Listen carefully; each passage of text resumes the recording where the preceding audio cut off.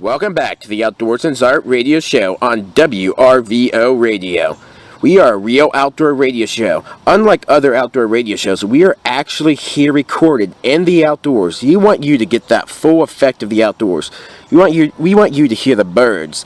We want you to hear the animals walk through the trees. We want you to be able to hear the wind so that you can get that full effect of the outdoors. Now, I'm Blake Alma, this show's host. I'm the founder and managing editor at Art of the Outdoorsman. Now, out here in the outdoors, we are continuing our survival talk. And today, we actually have a guest with us. He's a writer for Survival Life. He's an expert survivalist, and I'm glad to have him on the show. But sadly today, Adam Norton, our co-host, is not here, so let's mourn together. Oh wait, there's nothing to mourn about. I'm just kidding. But he is not here on the show, and so I'm sorry about that, but he will hopefully be on our next podcast. And so now, Alden Morse is here with us today. And so Alden, why don't you tell us a little bit about yourself? Well, my name is Alden Morris, first of all. I got started writing with Survival Life a couple of years ago after spending about a lifetime living up here in the Pacific Northwest. Honestly, what got me into the art of survival was the fact that what we see in the news every day, catastrophe is upon us, whether it be a natural disaster or some kind of strange weather effect. I happen to live in an area where we have 3 active volcanoes. The last eruption was in 1980 with Mount St. Helens, and since then it really showed our state how unprepared we are when it comes to our government resources, FEMA, and even individual care. So having that in the back of my mind and living close to Mount Rainier, being the second largest volcano in the world, first biggest volcano in North America, I decided to get my stuff together and figure out if that thing were to ever erupt, how to properly survive and how to get my neighbors, how to get my friends and family on the same path as well. The biggest thing I would have to say is volcanic eruptions, earthquakes, things like that are going to be everyone's biggest endangerment, no matter what part of the world you live in. It can take down your buildings. You can literally lose everything in a matter of minutes. So learning how to live off the grid, learning how to survive off the land is a very big, important fact, especially if you can't rely on anyone. We saw it during Hurricane Katrina in New Orleans when FEMA failed to help a lot of individuals, and a lot of people had to resort to looting, fighting, gangs gathered up here and there. And as long as that kind of thing occurs, we are not doing what we need to do as individual citizens. So we all have to be on the same game. So I took it upon myself to literally learn how to hunt, how to scavenge, how to make clothing and household effects out of just nature around us. So that was my primary goal and why I got started with Survival Life. And it's led me up to this point where now I can speak with individuals like you. I can talk to other people who are into the same gear and everything like that when it comes to just the art of survival. So you are ready to survive any natural disaster that is bound to happen? Just about. I can honestly say, because tornadoes are not very common in my area, if a tornado were to occur, we do not exactly have the amenities to survive a tornado. But if you build the right structures, if you have the right type of area that you might live in, you could possibly survive that. I don't know if if you live down in Tornado Alley, you have underground bunkers, you have cellars, you have all sorts of stuff that can help you with that situation. Up here we don't, but like I said, tornadoes aren't very common up here, so that's nothing I have to specifically prepare for right away. Yeah, here in the Midwest, tornadoes are probably our number one natural disaster. I remember when I was younger, we had I just felt it barely. It was like a baby earthquake. I really don't know much about it. Don't remember too much about it. But really, tornadoes is the number one threat, natural disaster here in the Midwest. But quite frankly, that's the only one that I'm really prepared for, because there's nothing else for me to really sit there and prepare and get ready, as we have awesome shelter and stuff, and so we can hide down there during the event of a tornado, and so we'll be okay there. But we don't have no hurricanes or any of that because we're not off the shoreline or nothing. And so anyway, so I got a couple questions for you, but I know you love survival, and so I'm going to ask you, why do you love survival? Honestly, it's a great alternative to what our society offers as of right now. Everyone, if you're not into video games, if you're not into the movies, if you're not into just your basic distraction, you don't really have much else to go with unless you have, your play money and things like that, where you can go quadding and motorcycles and stuff like that. From here, especially the Pacific Northwest, we have beautiful trails and scenery. I don't exactly have a whole lot of money to go buy quads and stuff like that, otherwise I would totally be there. So I still go to the same trails, I still go to the same beautiful sceneries, and instead of quadding out there, we actually go out camping, and we try to go with as minimal resources as possible. It sucks to have to pack up your car, and you'll forget your packing list, or you have to triple check, or you finally get out, you realize you're missing that one key component, fire starter, whatever. So it just kind of came down to us, like, why don't we just learn how to do what our ancestors did and just properly live off the land, have everything at our fingertips. And it comes down to knowledge. If you don't have, certain supplies, you can make up for it with knowledge. So that's primarily why I got into it, just to make the whole camping experience with the friends and family easy as possible and exciting as possible. A lot of people get very easily impressed when, if you shrug off something that you forgot, you can just easily, if you forget meat, for example, on your camping trip and you have a rifle, you can just provide that meat for friends and family. You honestly gained a lot of respect and a lot of, followership as well. People want to learn that kind of survival skill as well. Yeah, I love survival. It's my favorite outdoor pursuit, that and trapping, and they go hand in hand. And I said in our past podcast, I said I would rather enjoy what God has created for me than what man's created for me, such as video games and cell phones and TV. And it's so much funner just to enjoy the outdoors. I mean, we've lived on the outdoors for over 6,000 years, and we've lived on video games for whopping 30 years now. I don't really follow video games too much, but for crying out loud, I still play a Game Boy. I mean, that's the only thing I really play, and I don't care about these modern games. And some of these old, I play like this Cabela's Big Hunt game on my Game Boy, and that's a cool game. That's really the only game I play, because it feels like it when I can't be outside, I have that Game Boy in my pocket with that game in there, and so I'm going to do the next best thing to the outdoors, play a video game regarding the outdoors. But anyway, I definitely agree with you there. The outdoors, learning survival is so much more fun than modern conveniences, and not to mention that it's pretty cheap as well. But anyway, in your own opinion, what is one of the most important survival skills? First of all, it'd be starting a fire. I've actually written a list of what I feel is the most important survival skills in order for survival life. For example, let's say worst case scenario, Mount Rainier erupts which is literally my backyard. We have over 80,000 residents, and just a small area where I live. That will all be affected greatly, if not instantly killed by a Mount Rainier eruption. Let's say, I get to high ground, I'm able to avoid the asphalt, and I literally just have my family with me. The first most important skill that's going to be need to obtain is how to start a fire. The fire provides you with heat, it provides you with, cooking abilities and essentials that you're going to need. It's also a great way to disinfect if you need anything, medically. You can easily stick a blade in the fire and, not have to worry about having further infection. It helps with, as much as water, it helps with cleaning utensils. So the first most important skill to obtain would be starting fires, regardless of what you have. If you have no matches, no lighter, you literally just have some stick and some dry brush. That's what you got to start with. Yeah, I would. I do believe that fire starting is a very important skill in survival, and I enjoy it a lot. One of my favorite methods of starting a fire is using a cotton ball. Just recently, I also read an article for Survival Life called the DIY Homemaking Fire Starters or something like that, and I wrote about how to start a fire with a cotton ball. It's super easy. I would recommend using flint and steel to do that, but what I do, I take a cotton ball, dip it in some Vaseline, petroleum jelly, whatever you want to call it.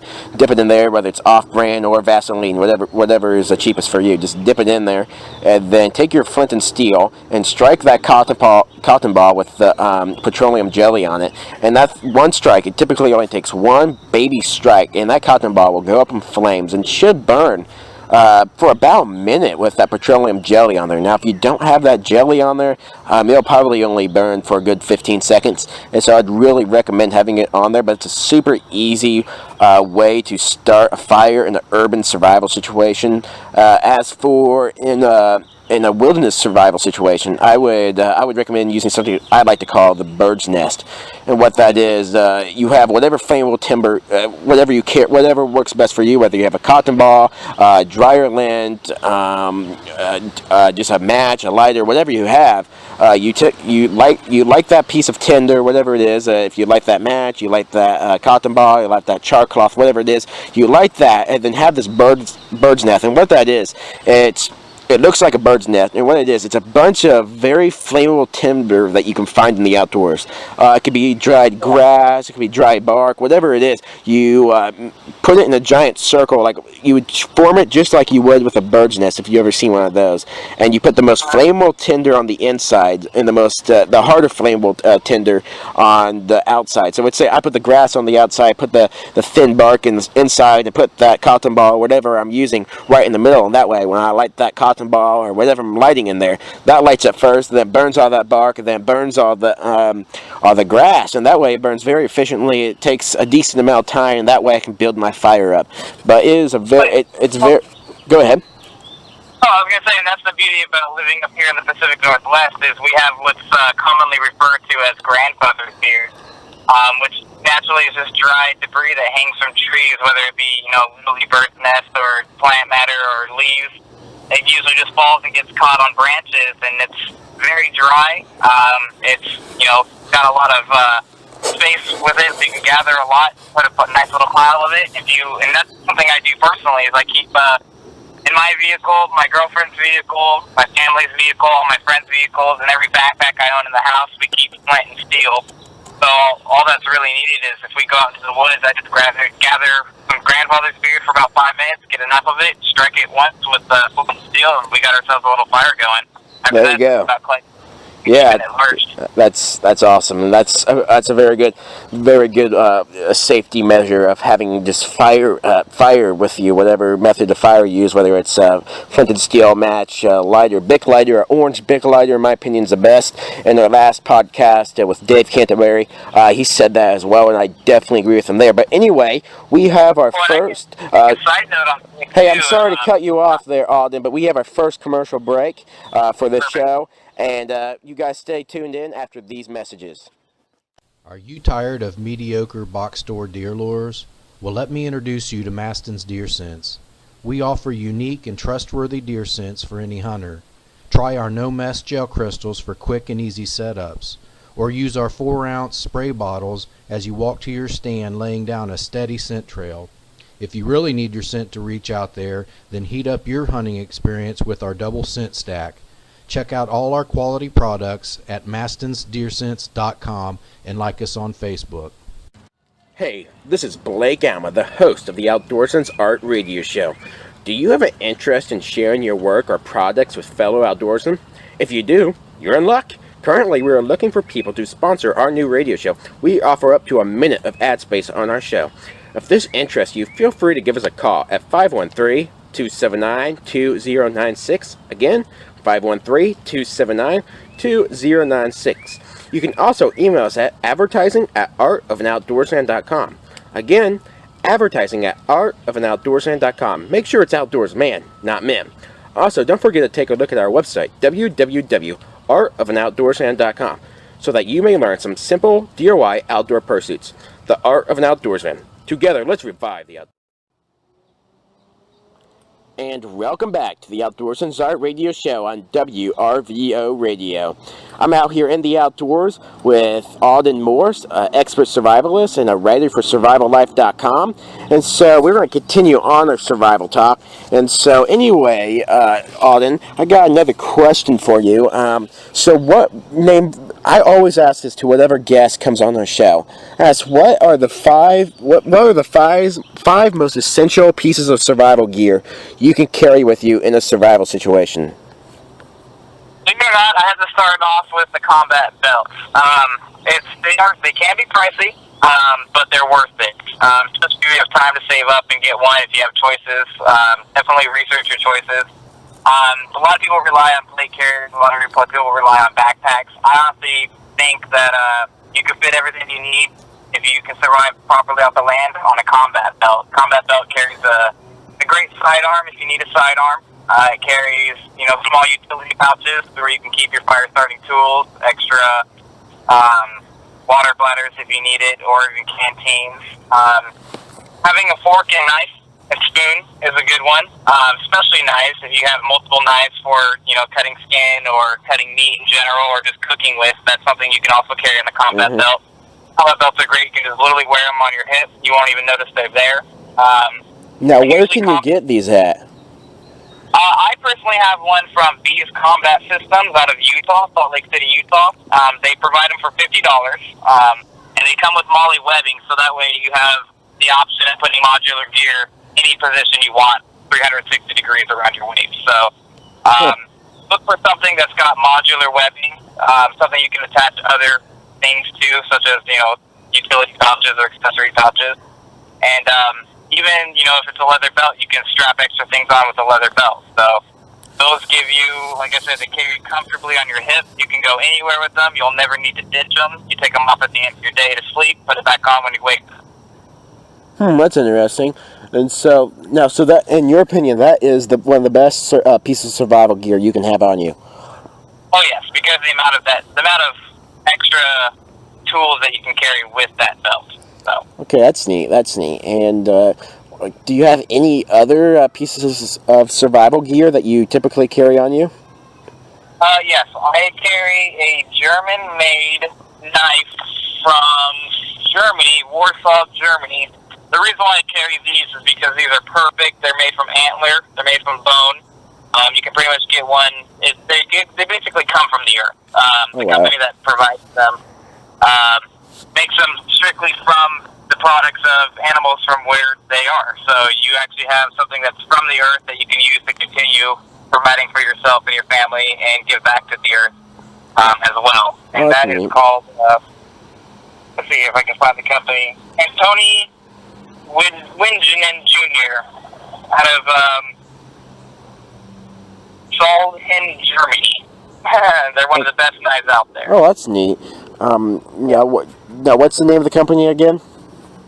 The company name is, actually, we have another company that provides them here if you don't want to order directly from Germany. They're out of Coast Cutlery out of Portland, Oregon.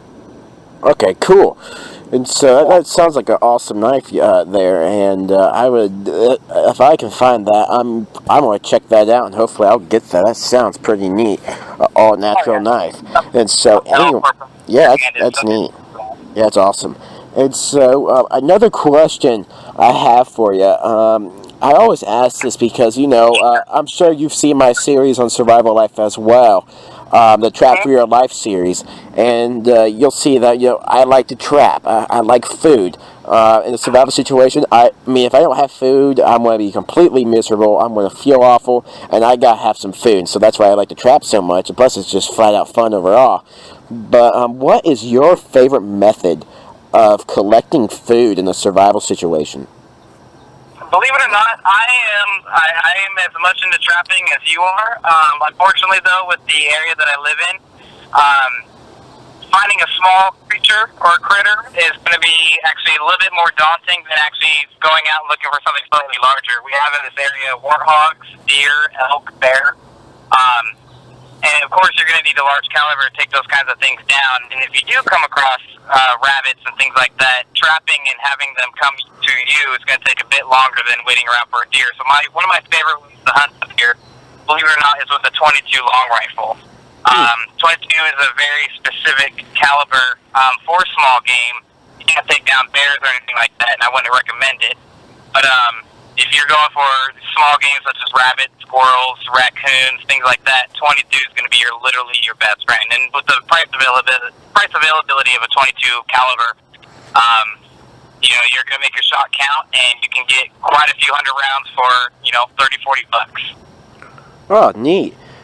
Yes, there's a funny story. Somebody was telling me, Blake, in my opinion, My favorite weapon to have in a survival situation is a 12-gauge shotgun. It can kill all kinds of animals. You know, it's really good for small game hunting, such as squirrels. I'm thinking, okay, you shoot a squirrel with a 12-gauge shotgun. What meat are you going to have left? I'm like, that's crazy. I'm like, I can vouch for that experience. Picking BBs out of your meat is not fun. yeah, that doesn't sound very fun. I mean, how? I don't know how many BBs would be in there, but I mean, it'd be everywhere. I mean, plus there are lead bullets. If you, I believe it was Minnesota. I can't remember what state, but they like set the FDA or something like that. Did not like they put it in their system saying like. You cannot eat deer because of with a lead bullet, because the lead bullet is known to the state of California to cause birth defects, cancer, and other reproductive harm, or something like that. And I'm just like, what in the world? I can't hunt with lead bullets anymore. And I thought it was really stupid. But I mean, if you have like a bunch of BBs and one little squirrel that are made out of lead, and most of the time they are. I don't think one that ain't good for you, and then two, you're gonna have to sit there and pull that out, and then you're gonna lose a lot of meat trying to do that. And so that doesn't sound very. Your meat too. If you've ever had to cut up on a carcass in order to survive, anything that damages the internal organs or even the colon can literally spoil your meat. So if you're shooting with big gauges and you're ripping through the body of something you plan on consuming, you might very well spoil your meat if you damage those internal organs. Oh yeah. When I was younger, one of my brothers was like, "So Blake, if you run over a deer one day," this is when I first got my license, and he was like, "So Blake, if you run over a deer one day, and you decide to eat it, can you do that?" And I'm like, "Well, if you like spoiled meat, I suppose." He's like, "What?" I'm like, "Yeah, if you hit a car going 70 miles per hour on the road, and his guts in there and just going to splatter all over there and just destroy his meat, man." He's like, "What? You can't do that?" And I'm like, "Okay, well, you see a lot of dead deer on the side of the road. I think a lot of people would be picking them up if you're allowed to eat that, if it was okay, but obviously it ain't." But that's another thing some people don't realize, but they can spoil the meat rather easily. And so anyway, that's why I do recommend a 22 long rifle, because when you're out in the woods and you're hunting, time is literally on your side. Even if you're starving, time is still going to always be on your side. The deer aren't in a hurry. Small game is not in a hurry. Yeah. Really, you're just to get that perfect shot. And if you have time on your side, you can get that perfect shot to not spoil your meat. Yeah. So. It becomes less pain as possible for the animal as well. That's another important factor. You don't want that meat to struggle on its way out. Yeah, Alden. So why don't you tell us a little bit about your website real quick and Alden Marketing? Alden Marketing is basically a website that I have that I provide gear reviews for military and law enforcement gear. It also extends to the civilian sector. A lot of military gear is provided specifically to the civilian sector, so that way the civilian sector has, the Second Amendment rights, their opportunity to defend themselves. And that gear that we, sell to our military is solid gear. It's usually made in the United States, so it supports our local economy. It's made from 500 or 1,000 denier Cordura, so it's going to last you. The only thing that can really destroy it would be fire. Not a lot of people are going to put themselves through fire. And, it's as long as you're supporting your local economy and you got yourself nice, solid gear, you can't go wrong with that. Yeah. So what's the URL for your website? It's aldenmarketing.com. ALLE as in Denver, ONE, marketing.com. Okay, so guys, visit his website, alldonmarketing.com. Great website. I was just there the other day.